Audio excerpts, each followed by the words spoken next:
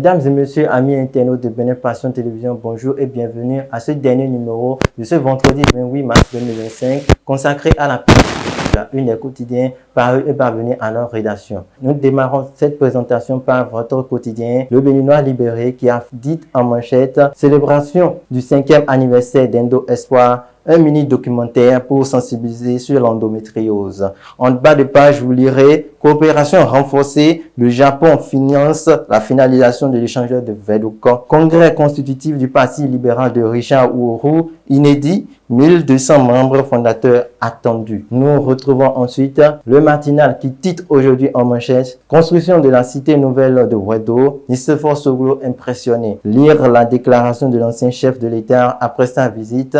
Les détails sont à retrouver à la page 2 de votre quotidien. Nous retrouvons ensuite l'informateur qui titre en manchette « Pré-campagne pour les élections générales de 2026, les pièges à éviter par les politiques ».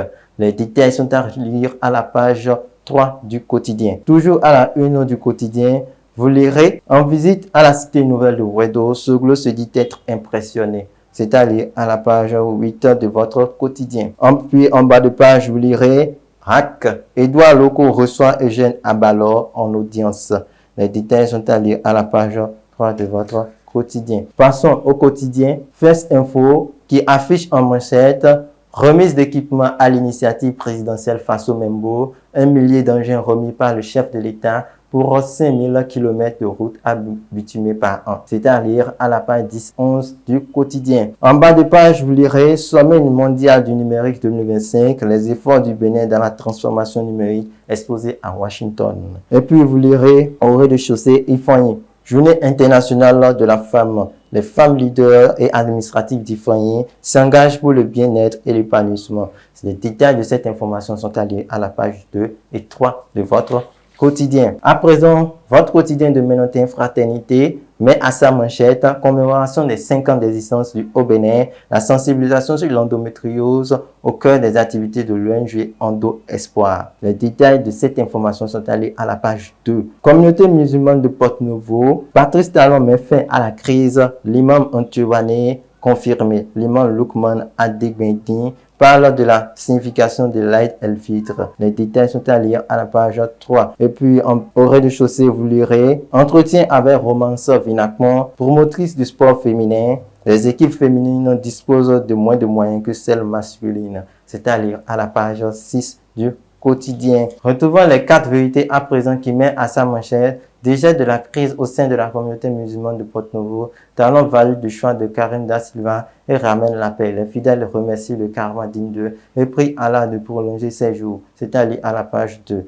En tribune, retrouvez la chronique de Christelle Rondonoubo Aliouza, la tolérance, une boussole précieuse. La tolérance, une thérapie du cœur au service de la paix et de la cohésion. District Christelle Rondonoubo Aliouza. C'est à lire à la page 3. En bas de page, le quotidien nous apprend que le trafic illicite d'essence de contrebande, 3 camions RB arrêtés au Nigeria avec 125 000 litres d'essence paillot. C'est à lire à la page 6 de votre quotidien. Le quotidien L'autre vision a présenté à sa manchette Nicéphore Soglo en visite à Wedo. L'avenir du logement social en marche. Un ancien président face aux ambitions du Bénin. Les détails sont à lire à la page 3. En bas de page, vous lirez Claudine Afiavi Prudencio honorée pour son leadership et son engagement en faveur des femmes. Une reconnaissance à la hauteur d'un parcours exemplaire. C'est à lire à la page 4 de votre quotidien. Nous retrouvons ensuite le quotidien La lettre ouverte qui met à son dos 6e édition des Diatoro à Fidur Saint-Potin, l'appel à la mobilisation et les assurances du Sécumida Todan